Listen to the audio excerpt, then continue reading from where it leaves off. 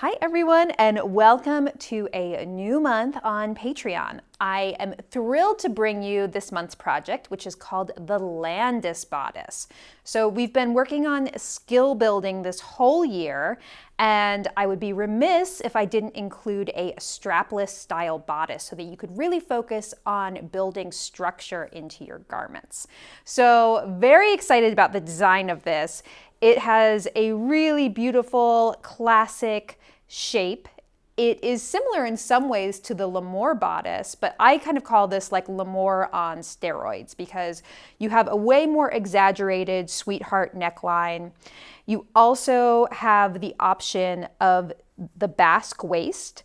The princess seams are a little bit curvier for a more projected 50s shape. And then princess seams in the back as well, a lap zipper. But what makes this bodice really stand out is this asymmetrical band detail. And you have two options for how you want to sew it. So what you see here is the off the shoulder option, which you can see goes around the arm like this and continues to the back where it gets inserted into the princess seam, the back princess seam. And there's a point here so that it can be inserted there. Now, this looks amazing. I will tell you that it's not the most friendly in terms of mobility. So if you want to do a lot of dancing, if you're going to be very active in this dress, we knew that you also might want another option. So we included the strapless band option. So you can see Melisha wearing that in the green ball gown. It basically just continues, rather than going over the arm, it's a band that continues around the side on the bodice like that. So it's really cool how you have these overlapping bands at center front. This month we're focusing on embellishment. So this is actually an asymmetrical detail. So we're going to talk about how you can play that up with the use of appliques, rhinestones, lace, that sort of thing. So what else can I tell you about this bodice? Oh, it's very important to know that this is interchangeable. You might notice we gave it an L name, and it is interchangeable with the L series. So you can use it with the L'Amour skirts, you can use it with the Loretta shorts, you can use it with the Liz skirt, and you can use it with the new Charm circle skirt. So lots of options for what skirt you want to use with this. Here you can see I used the Liz skirt, and we really wanted to do, this has been a fantasy for me and Melisha, is to do our like Disney princess moment. So we knew we had to do ball gowns. So I did the Liz skirt extended to floor length, and I did a double layer. I did organza on the top and then a poly lining underneath. And Melisha did the Charm circle skirt and extended it to floor length. But obviously this would look amazing as a knee length skirt as originally intended as well. So today we're really going to be focusing on the bodice construction skills, okay? I know you all know how to make dresses at this point, so I'm going to leave the skirt construction and the dress finishing to you, and today we're going to focus on how to make this bodice. So let's get started talking about supplies. Okay, everyone, let's talk about supplies for your Landis bodice. So fabric-wise, this is what I'm going to be using today. This is a silk dupioni from Silk Baron, and I really love their dupionis. They have a lot of beautiful colors, and a silk with structure like this has, you can see it's not too flimsy, is really great for this dress because you want it, you know, again, we're going to be talking a lot about structure today. So you really want it to be able to stand up to the underlining and the boning that we're going to put into the bodice. So dupioni is great. Any other silk or, you know, synthetic with a bit of sturdiness to it, satin is really great, shantung, things like that. Also, I wanted to mention the possibility of doing this just in a sturdy cotton, like in a tropical print or something like that, would be so cute. So don't rule out more casual fabrics as well. And you can look at the instructions for the full suggested fabric list. You're going to need an underlining for your bodice pieces, your outer bodice. If you've watched my L'Amour dress class, then you'll know that my favorite underlining is muslin, a medium weight muslin, because it's easy to work with, it doesn't slip around a lot, and it provides the structure that you need in a strapless style bodice like this. So enough muslin for your underlining, and then a lining as well. My favorite thing to line strapless style bodices in is a cotton. I really like, especially if it's going to be this close to your skin and a tightly fitted bodice, I really like something that feels comfortable against your torso. And especially if you're going to be thinking about dancing, sweating, anything in this dress, it's comfortable to have something that breathes really well. So that's why I use 100% cotton for my linings. And this is actually some of the leftover fabric from our Scout uniform dresses. So just anything that you have in your stash can potentially work. All right, so those are your fabrics. Let's talk other supplies. So we are going to be focusing on how to bone a bodice today. So you are going to want spiral steel boning. I know you're going to ask me if you can use plastic or Regeline, and you can. People use that stuff all the time. I really feel that spiral steel is very superior because of the way that it moves side to side like this. Also this way, and it doesn't crease and bend after one wearing like plastic or Regeline do. So it really is a great material, and I think you'll find it more comfortable than the other styles of boning out there. So I highly recommend working with it if you can. We will give you some sources for where to buy this stuff online. I always buy my supplies online. So you're going to need lengths of spiral steel boning. You can buy the continuous yardage, and we will give you a yardage amount in the instructions. I always keep these 18-inch bones on hand. I buy them by the gross, and I find these easy to work with because I can cut them into 2 or more shorter lengths, and then I already have 2 finished ends on there. Speaking of finishing your ends, you're going to need something to finish your ends with, and my favorite thing to finish ends with is Teflon tape, also known as plumbing tape. You can get this at Home Depot or your local hardware store, and I will show you how to use it later on. Also, something to cut your boning with. We really love these Greenlee 722 wire cutters, I believe they're called, and they work great for cutting boning. So really recommend those. You are also going to want channeling for your bones. And this is specifically made for boning, and you can see it has a tubular construction to it, so you can insert bones into it. And we will give you the source for this. It comes in white and black, and it's great for your purposes of inserting spiral steel boning. But if you can't source it, you can also use things like bias tape or something like that and make your own.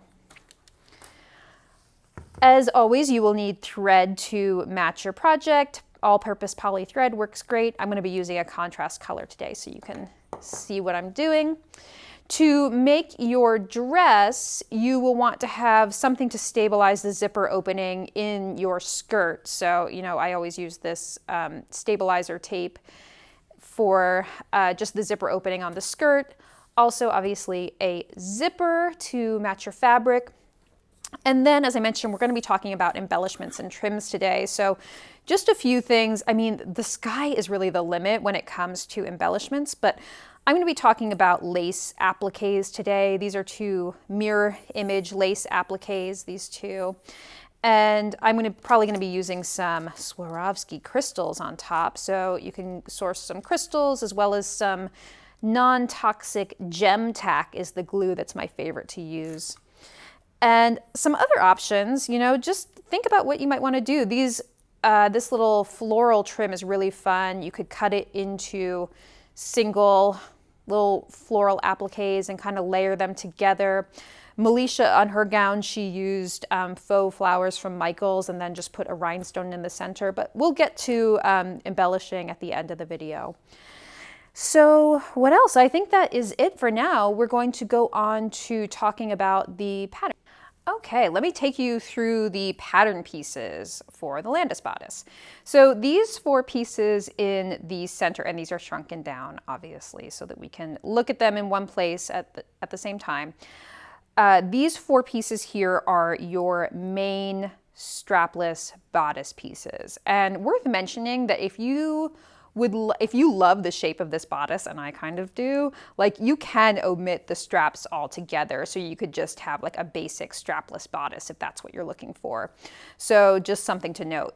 But this is your center front piece. And one thing I want to draw your attention to here is this basque waist, which is that very princessy V point at the center front waist, is available for you here to cut there. But if you don't want it and you just want a straight across waist, then you cut on this line, the straight line. And at the end of the video, we're going to talk a little bit about skirts and how you would alter your skirt to accommodate the basque waist, okay? But for now, we're just going to focus on the bodice construction. So that's your center front. This is your side front bodice. And one thing I want you to look at is the curviness of those two pieces. Remember in the intro, I was talking about the projection that the bust style gives in this dress, and the reason for that is both of these pieces curve outwards. You know, on some princess seams, you'll see one has an inner curve and the other side is outer. This is going to give you that very curvy bust shape. All right, another important thing to note is these circles. These circles are all really important for placement with the straps, so don't forget to mark those. This is your side back bodice piece and your center back piece. And this is that little point that it comes to on the back neckline to accommodate those strap pieces. Okay, so all of these you're going to cut in your fabric, in your underlining, and your lining. All right, let's put those to the side. Now let's talk about the shoulder band. That's the one that goes off the shoulder. You're going to have a left front shoulder band, a right front shoulder band, and these kind of crisscross each other, right, for that overlapping asymmetrical look, and then your back shoulder band, and these get seamed at the outer arm. Now for the shoulder bands, you are going to follow the cutting directions, but you're going to need 2 of your outer fabric for each of these, the 2 front pieces, as well as 1 each of the underlining, okay? These pieces get a little confusing because they are asymmetrical, all right? But I'm gonna walk you through the construction of it, so don't worry, but just follow the cutting instructions and you'll be fine. Now, on the back, we are no longer asymmetrical, we're symmetrical, so you're gonna need 4 of these, 2 for each side, and 2 underlining. No lining for the strap pieces because you are self-lining with your outer fabric. Now let's just talk briefly about the strapless band. You only have 2 pieces for that. You have your left strapless band and then your right, and these both wrap around all the way to the back, and that's what these points here are, that back princess seam point. And again, just follow the cutting instructions for these and you will be fine. So those are all of your bodice pattern pieces. Again, at the end of the video, we will talk a little bit about skirts and making that basque waist adjustment. Okay, so we are ready to talk underlining. Now, I have already gone ahead and underlined all of my bodice pieces. And underlining means that you're going to take your muslin piece that you cut out and put the muslin onto the wrong side of your outer fabric piece, pin them together, and then baste them together in the seam allowances. Now, I've done all of my underlining by machine. Sometimes you'll need to do it by hand if you have very slippery fabrics, but these worked fine just by machine because the muslin kind of grips to the dupioni and it's very easy to do this by machine. I did want to show you guys how to underline the strap pieces, the off the shoulder band pieces.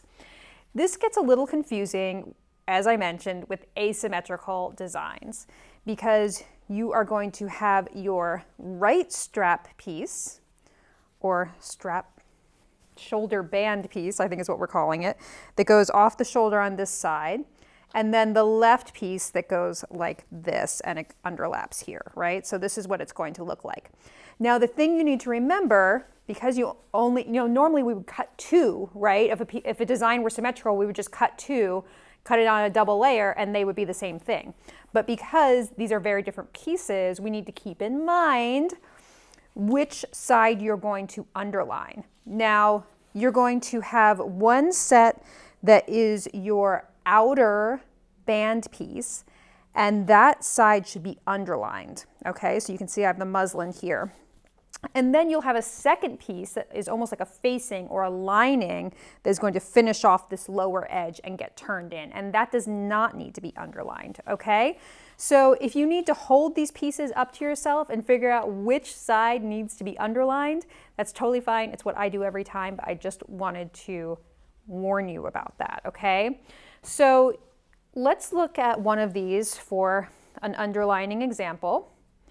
You can see that I have put the pieces together flat, and then I put pins with the sharp ends going out to kind of help stabilize these layers and keep them nice and smooth throughout. And then we're going to go to the machine and sew these together on a long basting stitch at 1/2 inch seam allowance.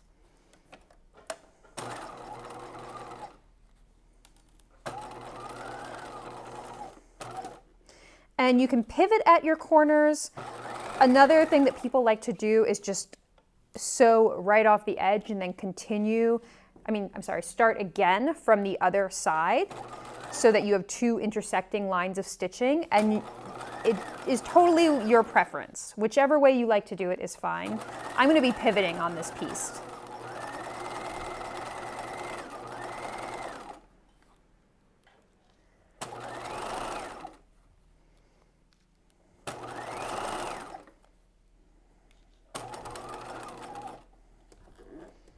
So pivoting at 1/2 inch.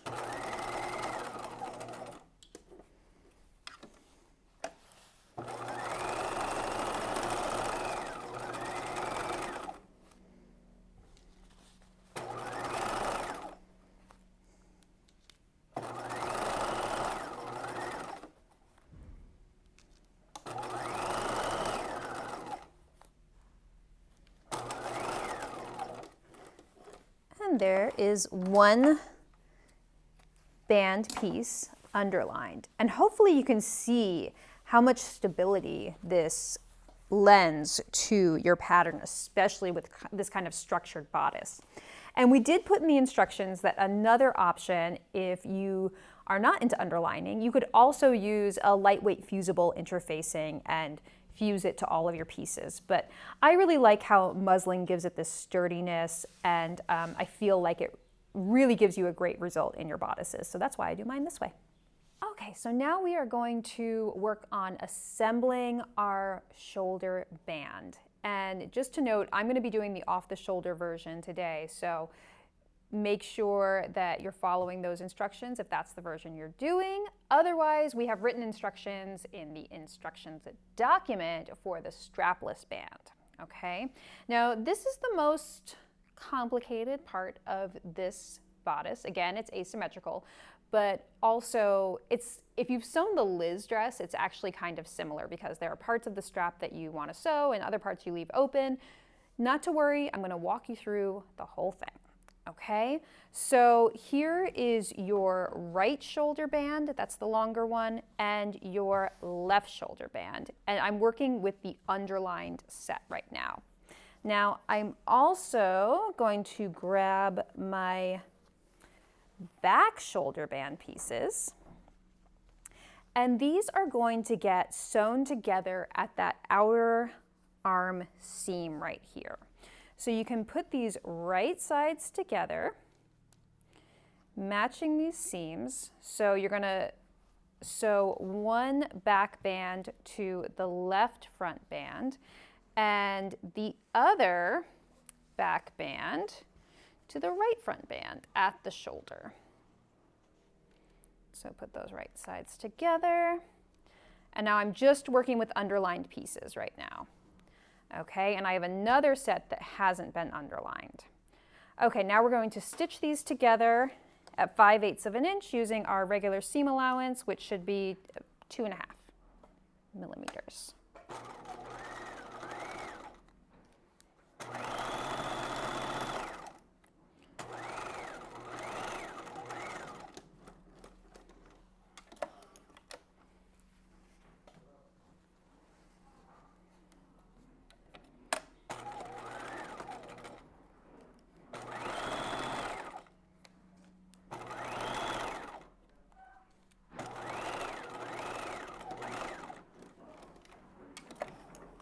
I'm going to press these seam allowances open.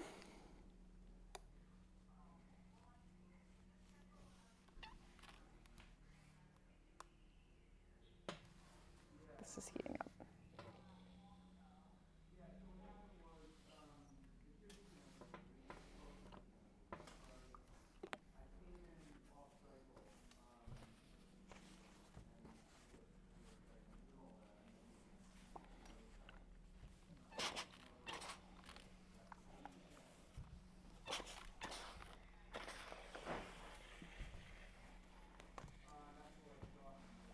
Okay, so now that I've sewn the shoulder seams on the underlined versions, I'm going to repeat the same process with the non-underlined versions. Now you need to be really careful making sure that you are pinning the correct sides together.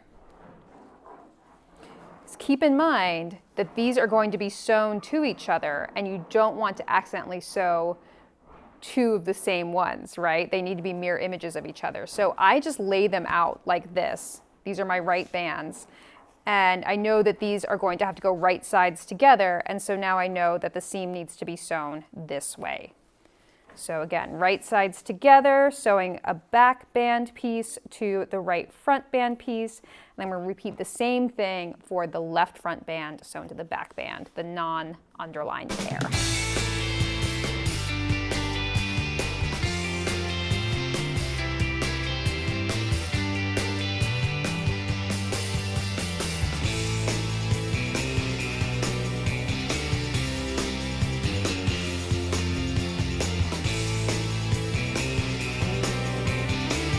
Okay, so now we're ready to sew the bands together to each other. So you're going to take your right shoulder band, the underlined set, and you're going to put it right sides together with the ununderlined set. All right, matching those edges. And we're going to start by sewing the upper edge, which is this inner curve here. And the thing to know about this upper edge is that you're going to need to leave it open between these two sets of circles right here, between this circle and that circle on either side of this curve. This is where it gets attached to the dress, the upper edge of the neckline. Okay, so we're going to need to leave that open right here. So I just gave myself two little X's with my pins.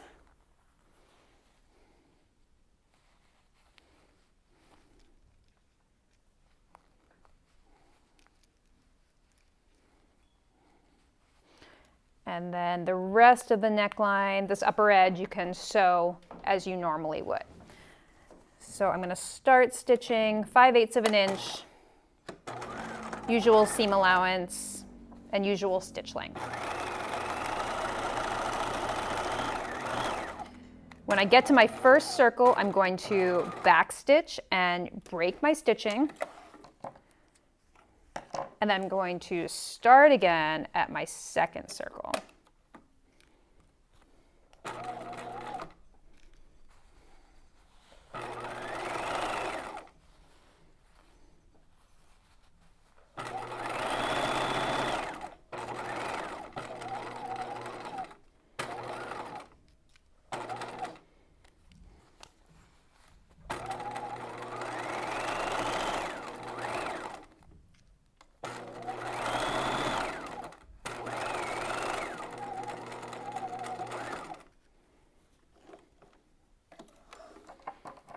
Okay, now the first thing that we're going to do is clip to these circles through both seam allowances. Clip nice and close to that circle. And now we are going to grade the seam allowances. The one that is not underlined should be the shorter one.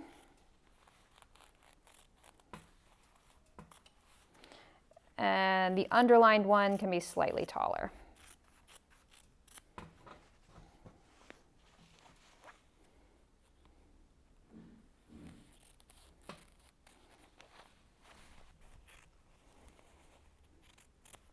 Okay, the next thing you're going to want to do is to clip into this inner curve here.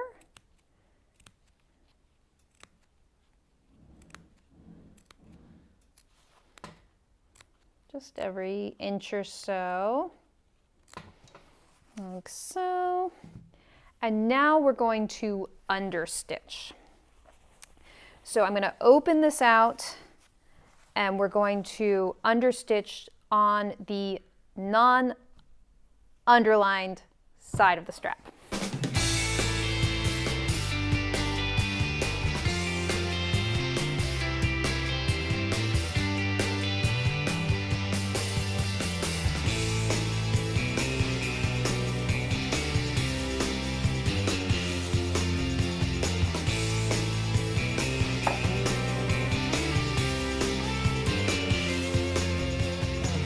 That's the upper edge, and we can give this a nice press now that we've understitched it.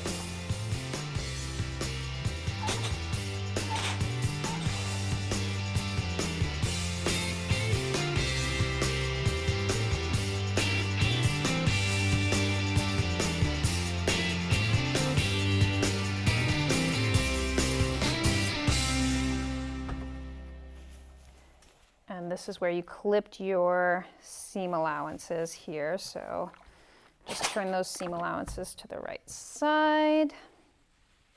Same thing on the other side of that opening.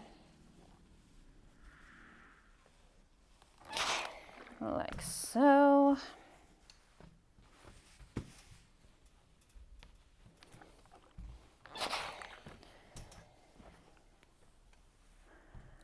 Okay, so now that we have this nice finished upper edge here with the opening, now we're going to go back and do the underside, the lower edge of the band, okay? So we did it in 2 steps so that you could understitch as far as possible along that upper edge and get a nice crisp edge. And now we're going to turn it back right sides together and pin these right sides together so that we can stitch these 2 edges, lower edge of the band together, right sides together along the entire lower edge. You don't need to leave an opening like you did on the upper edge. We're just going to stitch along this entire lower edge here. Now keep in mind that these 2 short ends can stay open. They need to stay open actually. So leave those open. We're going to stitch along the lower edge here. I know this is a lot, but just take it 1 step at a time, okay? We're just focusing on the right band now. Okay, we're going to stitch this lower edge the entire way.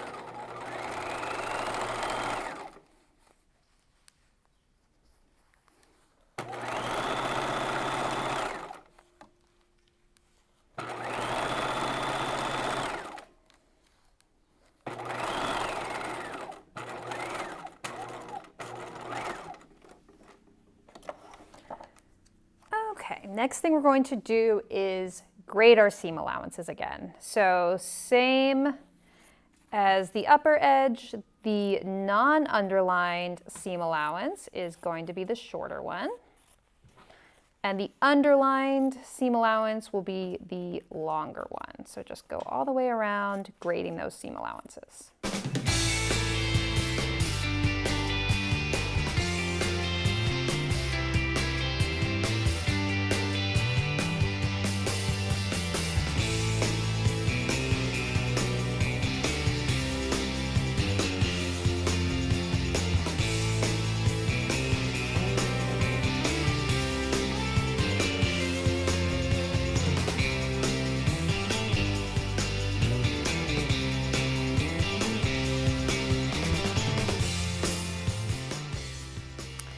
Okay, now that I've graded my seam allowances, I'm gonna do some notching around this outer curve. Remember, we always clip inner curves and notch outer curves. So a notch is like a little triangle that you're gonna cut out to help that curve lay really flat.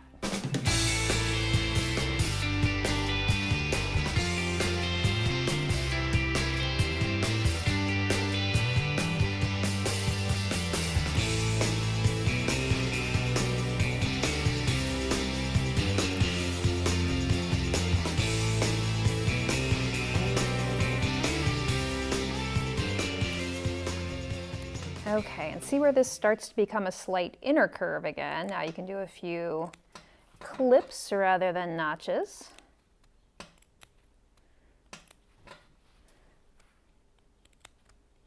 And then when the seam is straight here, you don't need to do anything at all. Okay, I know that was a lot. We're now going to turn this right side out, this entire band. So you can probably just do it with your fingers like I'm doing, or if you have a tool like a fast turn or something that you like to use and you have it handy, that would work great.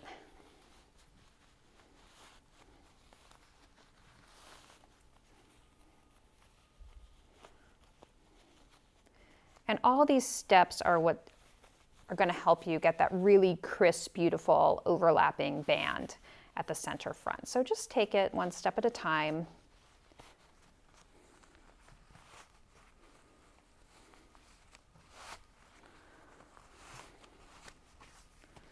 Okay, and I'm going to have to do this little short end.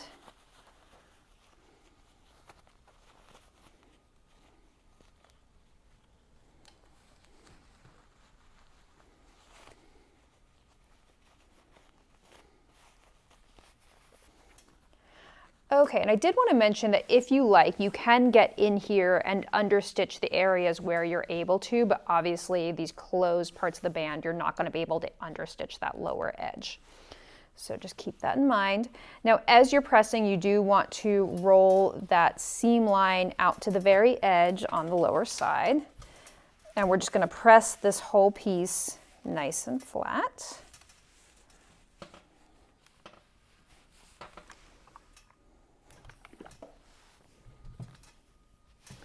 And here you see your seam allowances.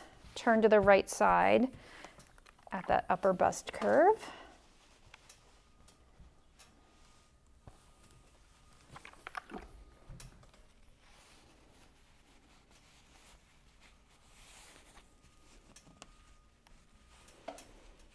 And just be really careful with this lower edge, making sure that seam line is rolled all the way out to the edge.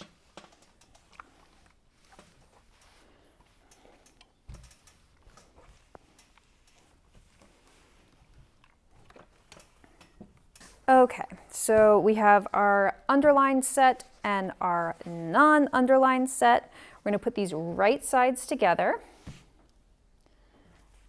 and pin them just like we did the other one.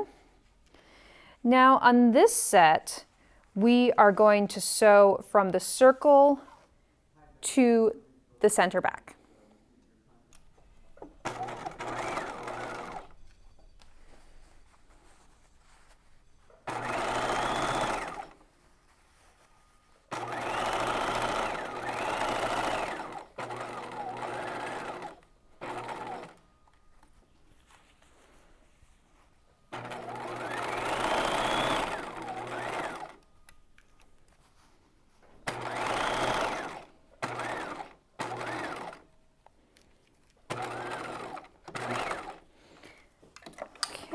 Ending at that circle mark. I am going to clip to that seam allowance right there, just like we did on the right front band. And now we're going to grade our seam allowances.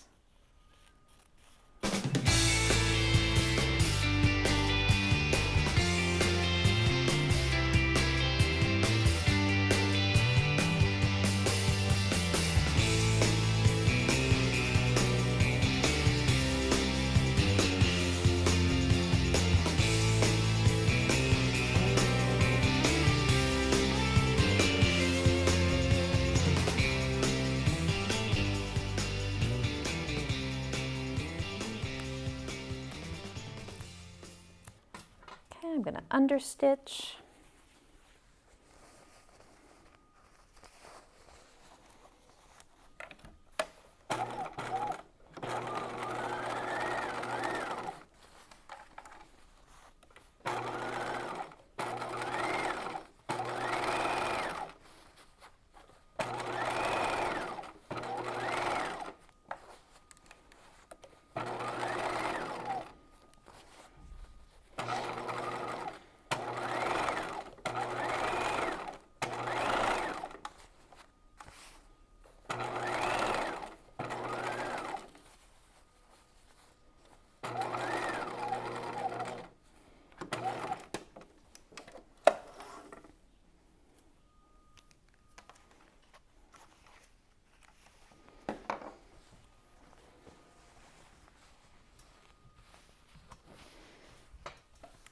Press that understitched edge.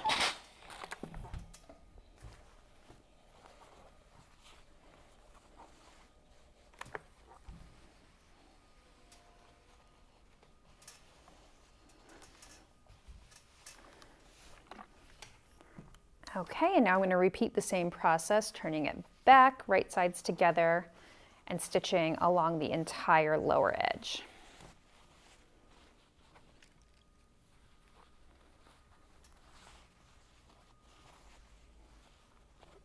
Leaving the short ends open.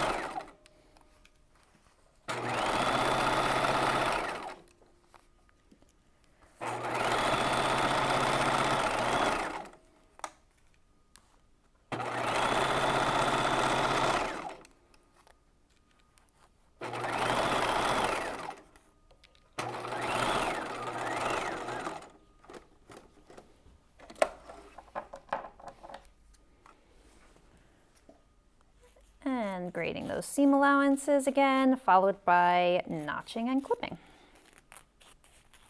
And then pressing flat after turning it right side out.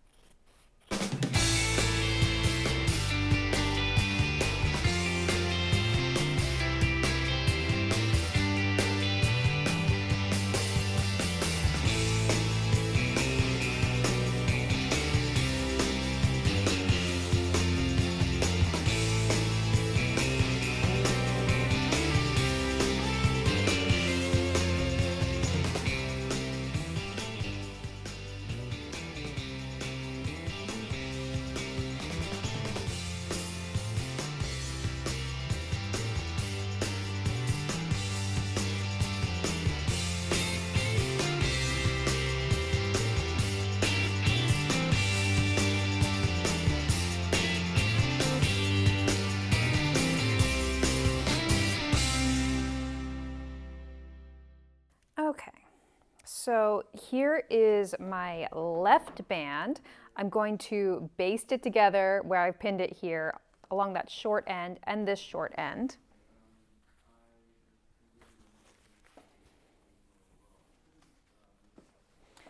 And same on the right side, and then we'll be ready to go to sewing the bodice together and overlapping those short ends and inserting them in the princess seams. Okay, so now that we have sewn our bands separately, we're ready to start putting the bodice together. So again, we're gonna take it step by step, and it's totally doable. Just follow the instructions and keep an eye on what I'm doing, and I promise you, you have got this. So I have my 2 bodice front pieces. Just like any princess seam, it's a good idea to stay stitch and then do some clips. And apologies if you hear any background noise today. We do have a very loud neighbor, and he's on the phone right now, so apologies about that, but I'm just going to keep going. So I've done some clips on that princess seam. I'm going to do it on both center front pieces.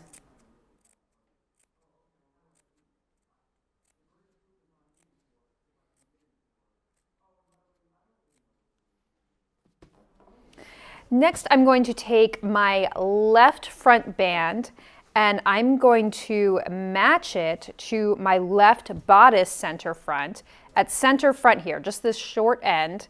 And I'm going to pin these 2 together and we're going to baste just right here at center front.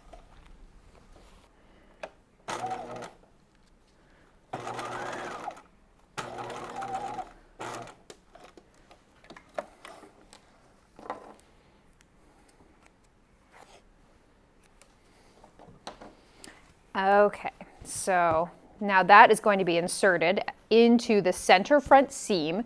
So put your 2 center front pieces together, sandwiching that left front band, the shorter one, into your center front seam like this.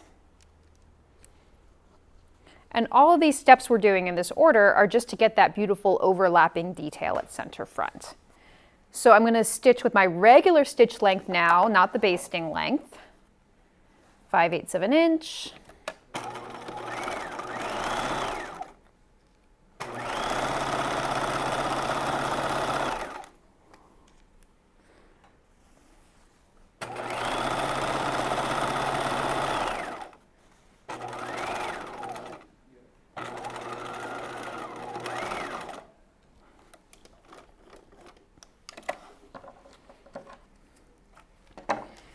So see how that left band is caught in the center front seam. I'm just going to get rid of any threads here.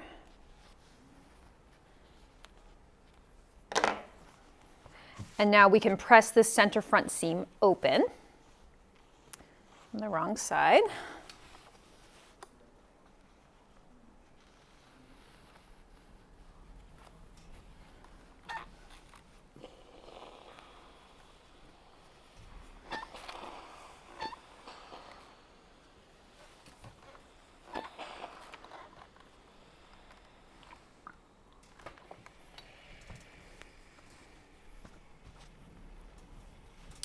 Okay, and now we're going to take our right front band, that's this longer one, and the first thing we're going to do is place this short end of the band on the left princess seam, so on this side right here, and see how it's starting to overlap and getting that beautiful folding detail.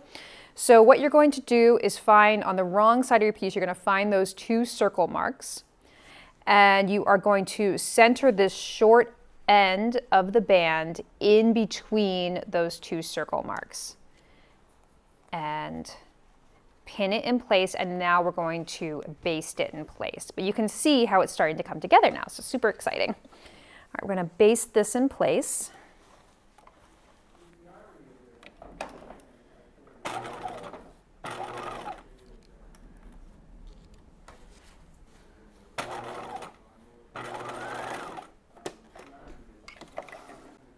Okay, and now we're going to continue to build the bodice, all those seams from center front to center back. So grab your side front panels, and we're going to put these right sides together. Now what you want to do here is keep this band free. We're going to baste it where it needs to be at the very end of this process, but for now you're just sewing your princess seams, side seams, and back princess seams. So I'm going to put these right sides together. And remember those clips we made at the beginning of this scene?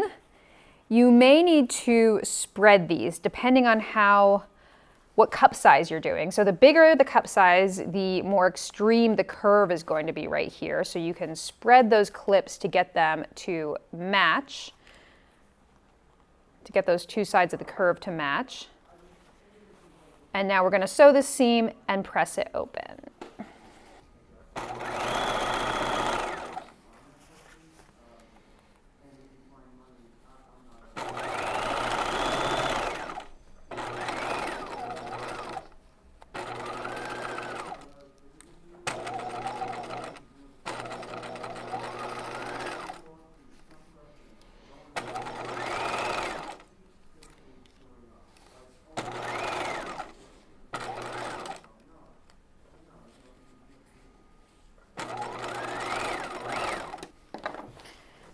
Okay, there's one princess seam sewn, looking really beautiful. Now with this seam, you are going to want to notch the opposite side of that seam allowance. See where it's starting to ruffle here if I tried to press it open. Just do a few notches along that curviest part right there.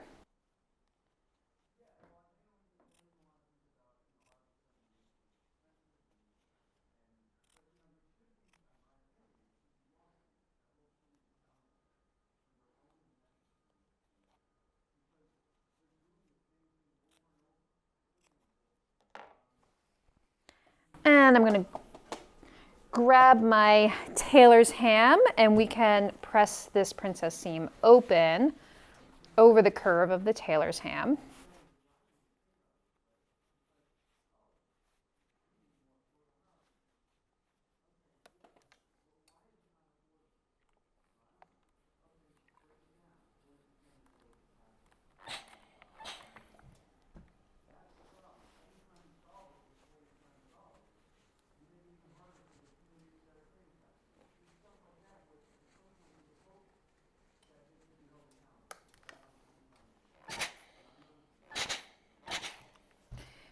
And this short end of the band, I would press towards that side front seam allowance.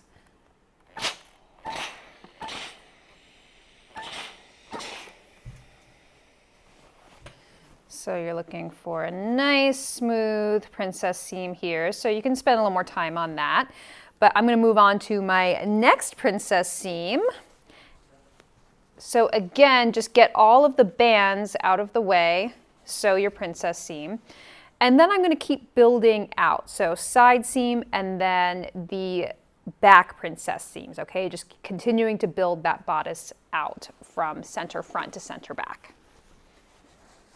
Okay, so I have sewn both my front princess seams. I also sewed the side seams, okay? So I took my side back panels and sewed them right sides together with the side front princess seams and pressed those open, okay? And so now we're going to take some steps to attach the band, baste the band pieces in place before we sew the back princess seam.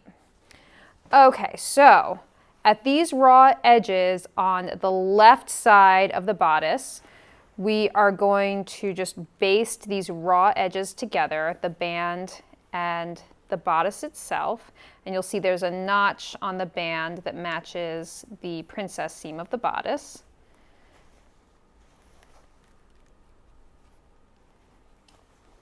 So like so, and then on this short back end of this band, you are going to put it on top of the side back bodice piece, and it should be positioned 5/8 of an inch exactly below this upper edge. Okay, so get out your ruler and then you're going to place that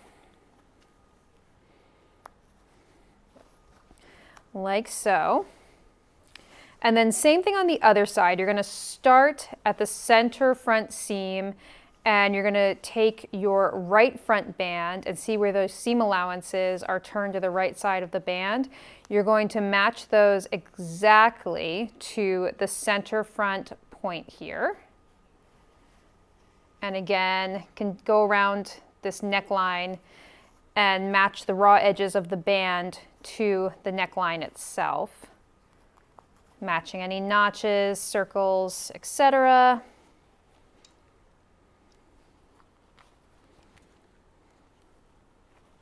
So you can see how those band pieces are going to get basted down. And now take the short end of the right front band and place it onto the back princess seam the same way you did on the other side, making sure that the finished upper edge of the band is 5/8 of an inch exactly below the raw upper edge. Like that. And then the next thing I'm going to do is baste these pieces in place, right? And then I'm going to sew my back princess seams like this, sandwich it right sides together and then sandwiching that back band in between them, okay? So I'm going to go ahead and complete those steps and then we'll be ready to work on our lining. Okay, so my outer bodice is all completed. So hopefully that all made sense to you, how these pieces come together. And now these are inserted into the back princess seams, looking so beautiful. And now we're going to talk about the lining. So I went ahead and constructed my lining. It is those 4 bodice pieces that we talked about at the beginning. No bands to deal with, thank goodness. So you're just making a princess seam strapless bodice essentially. So center front seam, princess seams, side seams, and back princess seams, right? Sew them, press them open, and we're good to sew on our boning channels next. So I'm going to talk about where your boning channels are going to be placed. You're going to put one essentially on every seam. So your back princess seam, you're going to center a boning channel right over that seam. You're going to put one on your side seams. So same thing, center it over, pin it in place. Each front princess seam, and this is always the tricky one because you have to smooth out that curve, that extreme curve there, and pin it in place. I also, on this dress, if you're doing the basque waist, I like to put one at the center front seam as well. And I would recommend, making the bones slightly short of the seam. I mean, you're always going to make your bones short of the seam allowance, but a little shorter than usual here because you want to get a nice crisp point here. So you can make this boning channel end a little short of the seam allowance at center front. And then the other places I like to put them are the side front panel diagonally like this from the side seam down to the princess seam. And then finally, center back panel, I like to have one supporting the zipper, right? And so you want to make sure that when you turn in this seam allowance, 5/8 of an inch, remember, you're going to have top stitching there. So I like to put it about right here. So, a couple inches to the side of your center back raw edge. Okay. So I'm going to place all of these and we'll speed it up for you so you can see me doing it. And the other thing I'm going to say is that, in the larger sizes, sometimes you may feel like you have too much room between the bones. So there is nothing wrong with just placing another bone. Let's say you want another one right here. Have at it. Like, don't be afraid to do that kind of thing. This is all, people have their favorite ways to place bones. I have mine, and so I do it that way. But you can certainly, if you feel like you have other needs, like get creative with it and do it the way that you want it done. I'm going to go ahead and start cutting these boning channels, and to start with, I just pin them all in place like this so that we can sew them in the next step. All right, so I'm going to keep going just this way, measuring from top to bottom of the seam, and the bone will be cut short so that it doesn't go into the seam allowances, obviously, but I do cut my boning channel so it's the entire length of the seam, and then I center it as much as possible over each seam line.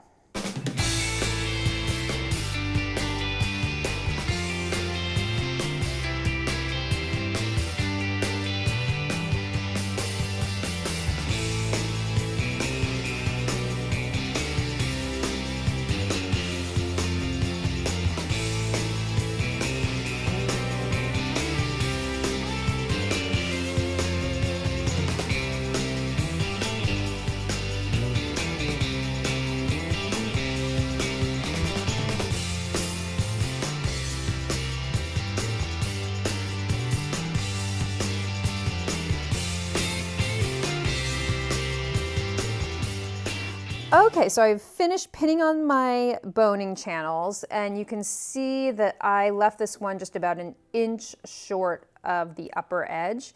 And so on every one except for that one, I'm gonna edge stitch down both sides of the boning channel.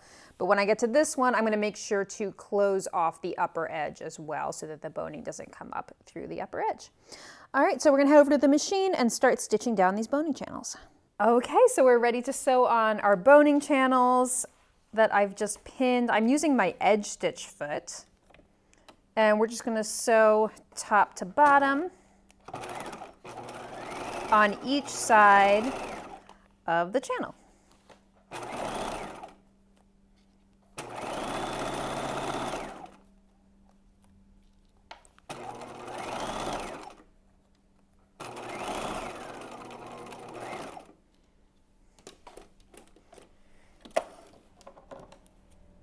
So there's one side. I'm gonna switch my, if you'd like to sew them all in one direction, that can be nice. So I'm just gonna switch my needle to the other side of the blade, continue stitching.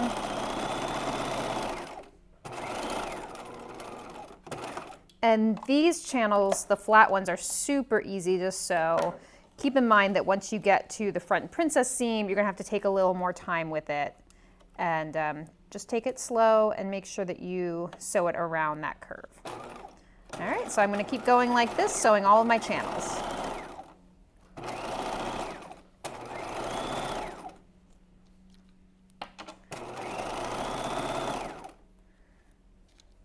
I think we just speed up through the entire process here. What's going on with my machine?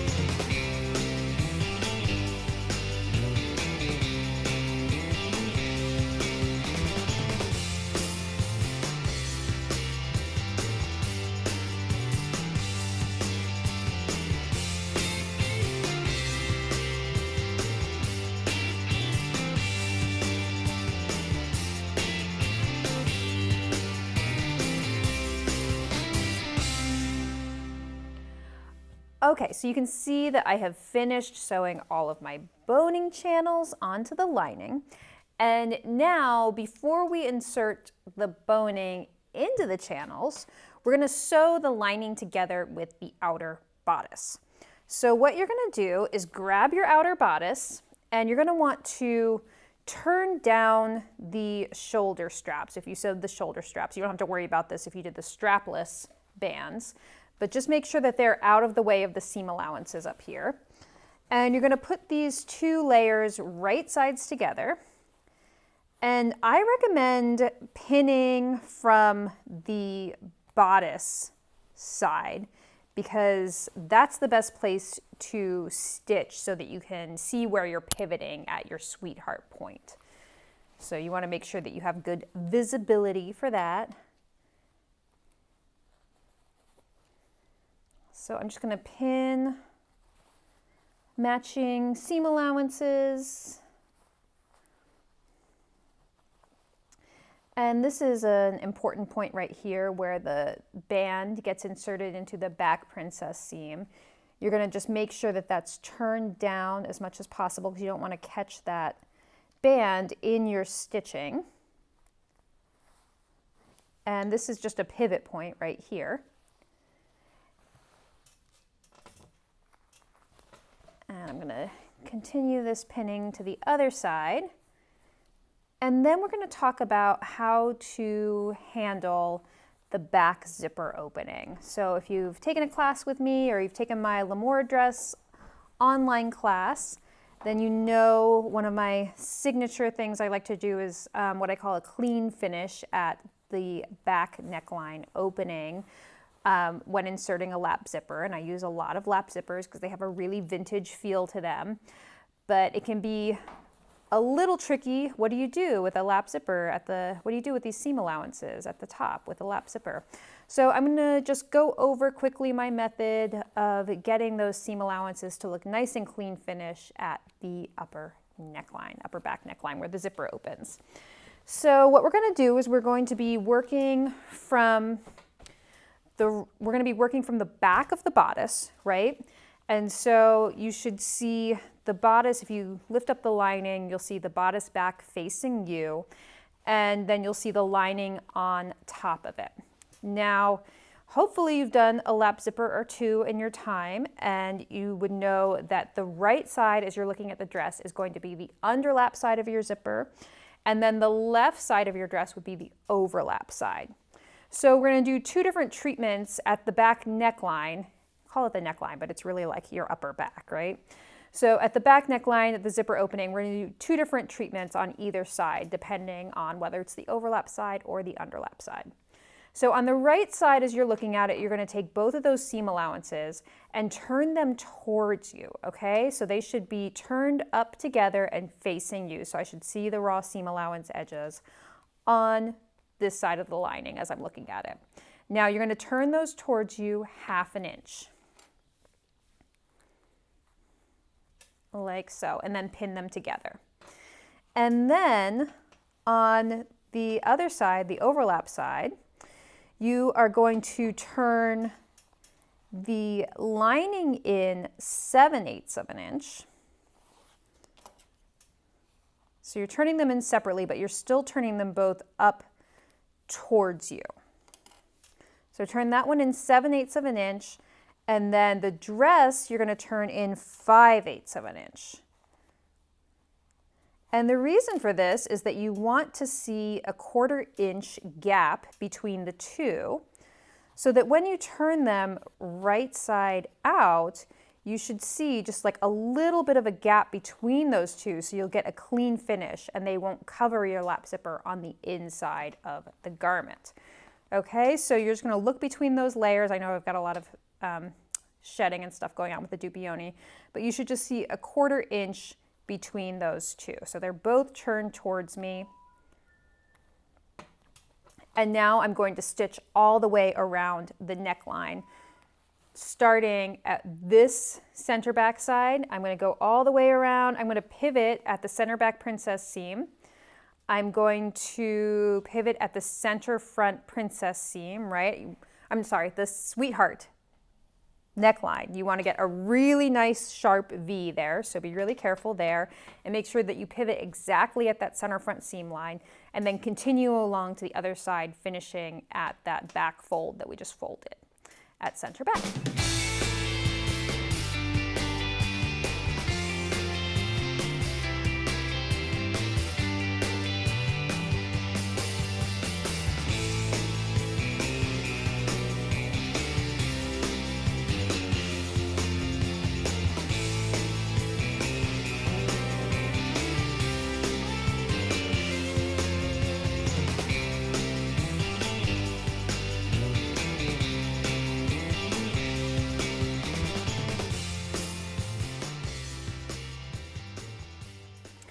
Okay, so I finished sewing my neckline, and I really recommend, and I've already done this part, so I've fixed a couple things already, but what you're going to want to do is flip it right side out before doing any grading or trimming or anything.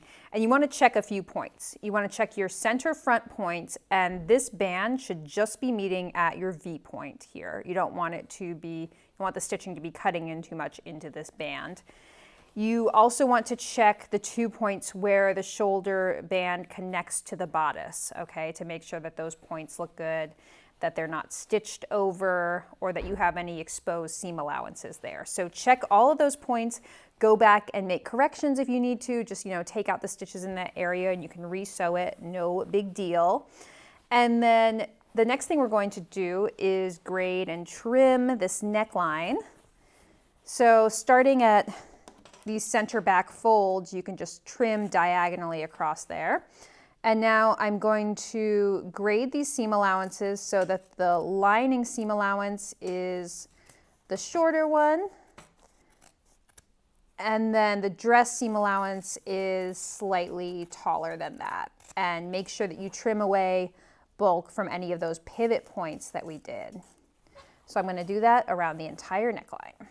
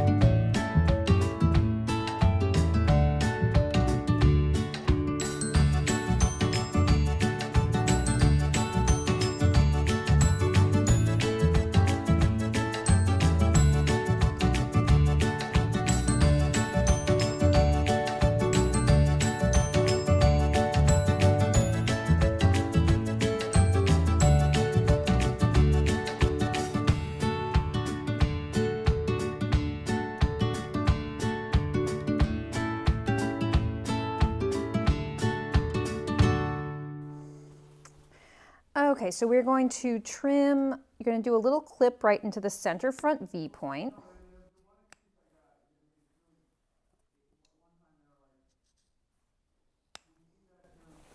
And then make sure to trim away from the points, the pivot points, and to also just do some clips into these inner curves.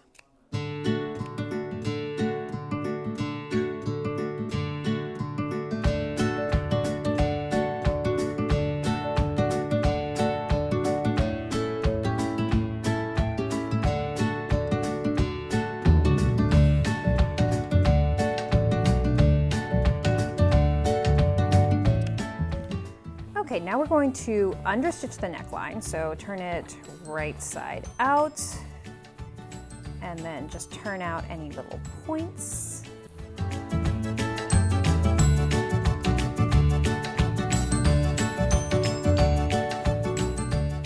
And starting as close as you can to center back, but you're not going to be able to start all the way at center back.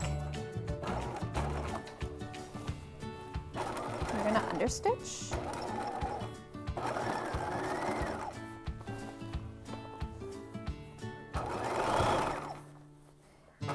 And you're not going to be able to get into each of these points either, so just understitch as far as you can.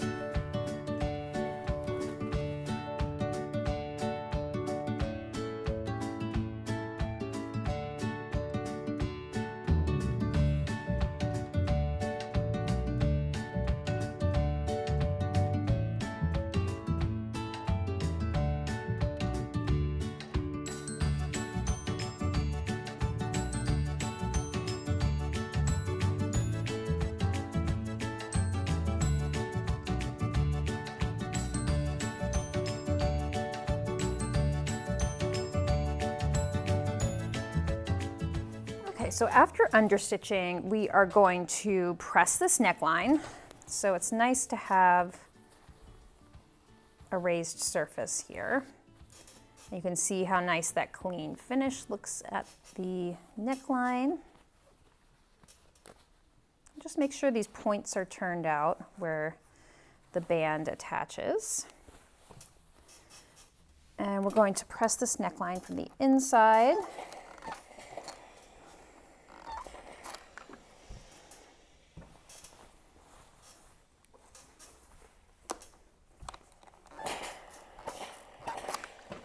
Going one section at a time and just trimming away as many threads as you can.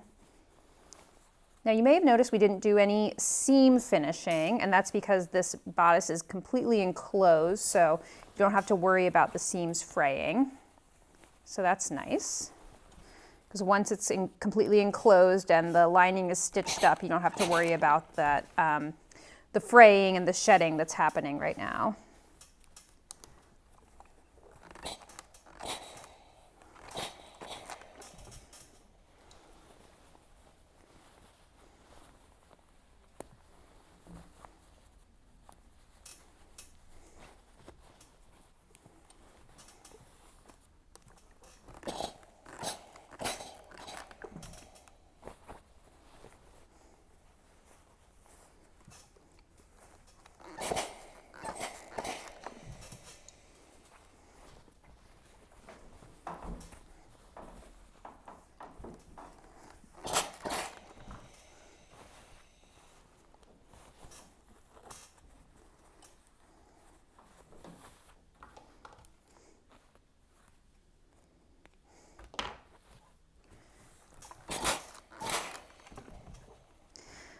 Okay, and here's the other side of our clean finish here. Let me just trim this thread.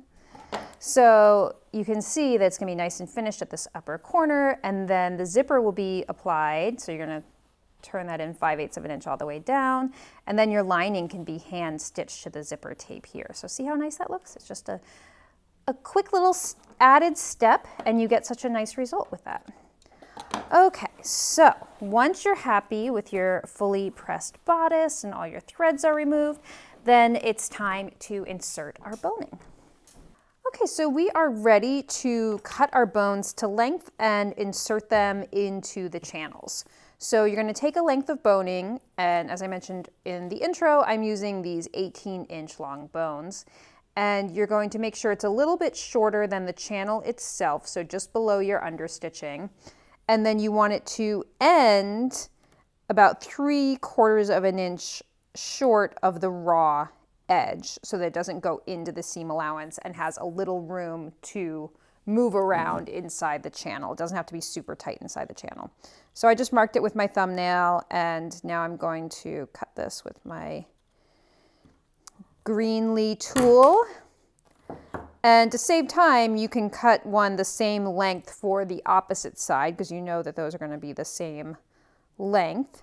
And now if you watched our video last month for the waspy corset belt, you should be good on boning a garment. And hopefully that gave you a lot of good practice, but this is a little different because we are just putting the boning into the lining itself, not into the entire garment like we did with the waspy. Okay, so now we need to finish these raw ends of the boning. I'm just going to cut about 2 inches of the plumbing tape, and I'm going to place the bone about halfway up the width of the tape and start to twirl the bone around so that it gets wrapped in the tape. And then when I've got about 1/2 inch left, I'm going to fold over that excess at the top and then continue it and just give it a good squeeze like that so it all kind of melds onto itself. And now I can insert this bone into the channel. So you want to make sure you get into the tube of the channeling. Insert it all the way up and make sure to really scrunch it all the way up to the top here because we're going to do a line of stay stitching at the bottom here to make sure that the bones are enclosed inside their channels. So you want to just scrunch it up as far as it will go. And now I'm going to do this for every single one of these channels that I made.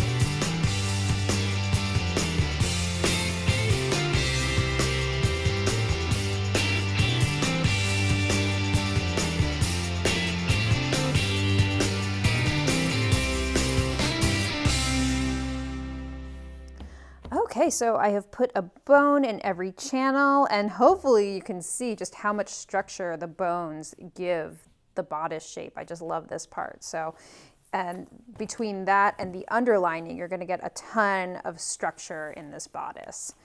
So next step would be to stitch at 5/8 of an inch through the lining only. Okay, so just stitch through the lining, and that will do 2 things. It'll be stay stitching because when you apply your skirt, after you apply your skirt, you're going to want to turn this seam allowance up and hand stitch the lining to conceal the waistline seam allowances. So it'll be a nice bit of stay stitching there to stabilize that, but it also closes those boning channels so that the bones won't come out the bottom. All right, so let's go to the machine and do a row of stay stitching on the lining only.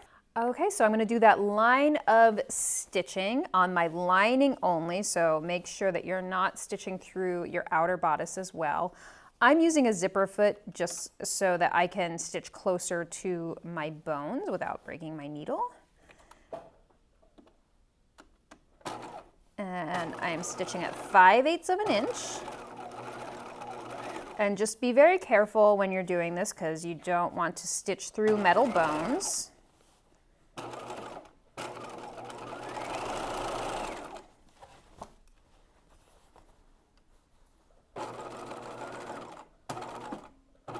Now's a good time for your protective eyewear to come out.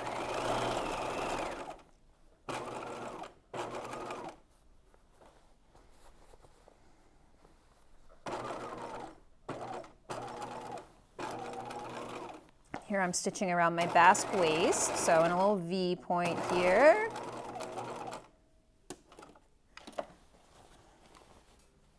And finishing off.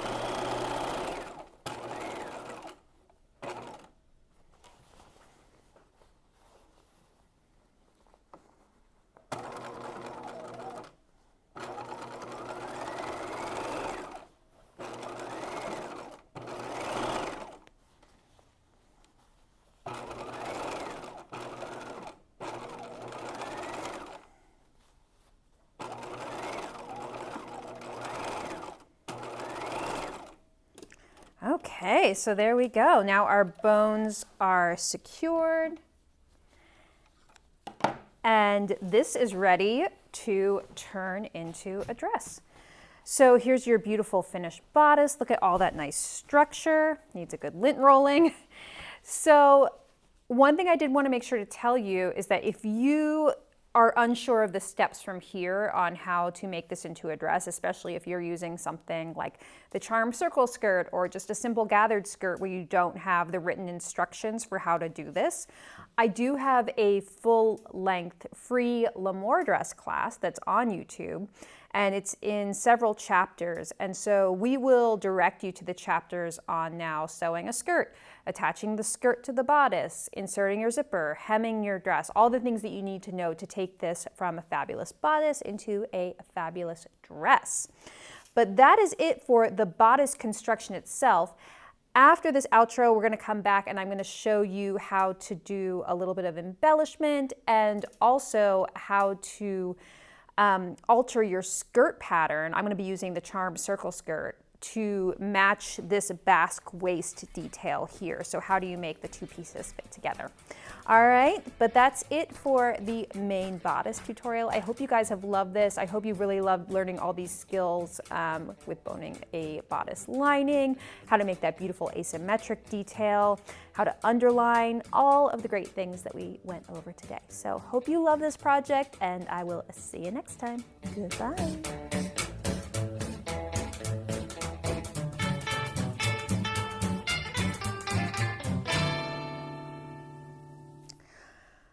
Okay, so let's just talk a little bit briefly about embellishment. So we tried a bunch of different things with the Landis bodice, and we found that it really works well to play up the asymmetry of the bodice by just doing trim on this band right here on the one that overlaps. Now, purchased appliques are great for this kind of thing. I bought a bunch of mirror appliques. That means that you get two in a set. So these can be really nice if you want to do a symmetrical thing and they mirror each other. But I think I'm going to do something that is non-symmetrical here. And I'm having trouble finding the right side of this. Here we go. So right side down, and then just kind of play with the placement. If you have a dress form, this is a great time to bust it out and try pinning this onto the band and see what placement you like. And one thing that I'll tell you is you can see how this lace applique is bigger than the band itself. And the great thing about these appliques is that you can actually trim them down and they don't fray. So let me just grab a pair of scissors real quick. But say you want to get rid of this little, what shall we call motif up here, this little leaf up here. You can just trim that off. And there you go, custom fit applique. I could do the same thing here with this guy. So just spend some time with it. It can also look cool to have it overlapping just slightly. So I might leave this at the bottom here, but I'm gonna play around with it a little bit. And this all needs to be hand sewn on. So you're just going to go through the layer here, and I like to use a pick stitch or just a really short running stitch in black so that it matches. And that is your applique, your embellishment. So there's a lot of different stuff you can do with embellishment here. On the yellow bell themed dress, I use rhinestone appliques. Like I mentioned on Melicia's, she used some faux flowers from Michael's, and she just kind of broke them into petals and layered them and put rhinestones in the center. And rhinestones are a great thing to use on the Landis bodice. So these I also got at Michael's. You can get these little Swarovski little packages. And I love these jet crystals, and these are going to look great on top of this applique. So what I'm going to do next is just place these sort of randomly to get a little sparkle.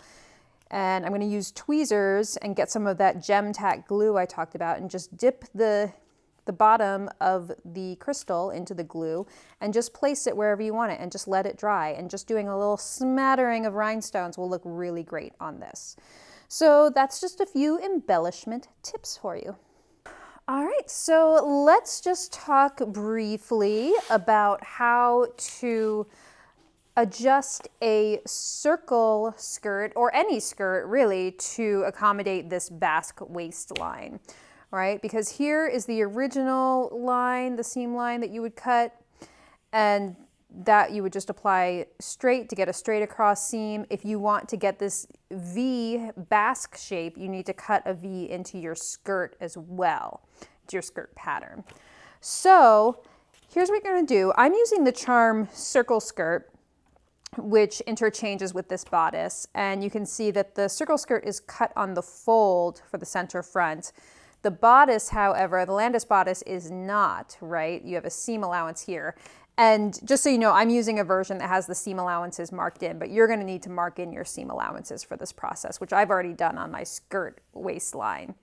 Now, what you're going to do is, after you draw in your seam allowance at your basque waist, is you're going to measure two things. First, you're going to measure the depth of the V from the original seam line down to the V point of the basque. And that is 1.25 inches deep, right? So that's the depth of that V point here. And then you're going to measure this line from the princess seam to the V point.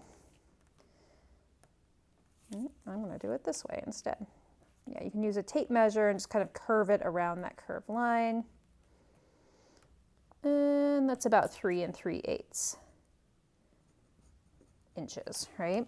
So I'm going to first do that 3 3/8 measurement from center front on the skirt, measuring along the seam line, right? Not on the raw edge, the cutting line. And I'm going to give myself a little mark right there. And the next thing I'm going to do is measure 1.25 inches down from the original seam line. Now, normally when you're doing pattern drafting, you're working without seam allowances. So just keep that in mind, because we're going to be working with seam allowances, and then we're going to need to add them back. So just be prepared. All right, so now we're going to basically replicate this V shape from here to the V point here. So I'm going to just take a ruler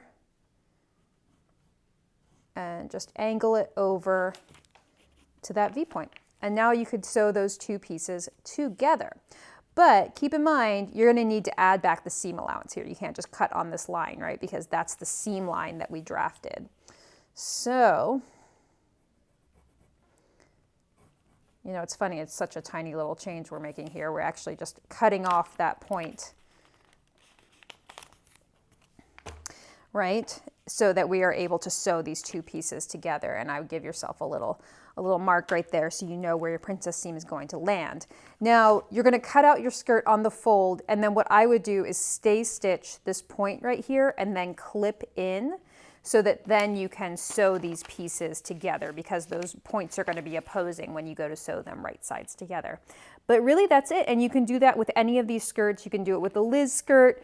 Keep in mind that the Liz has a gathered waist, so you're gonna have to extend that point a little bit longer. You can actually take it from the notch on the pattern and just extend it to the center front point, and then the gathers will be distributed among the basque waist. So yeah, you can do it with the Liz, charm circle skirt, the Lemoore 3/4 circle skirt. You have a lot of different options here.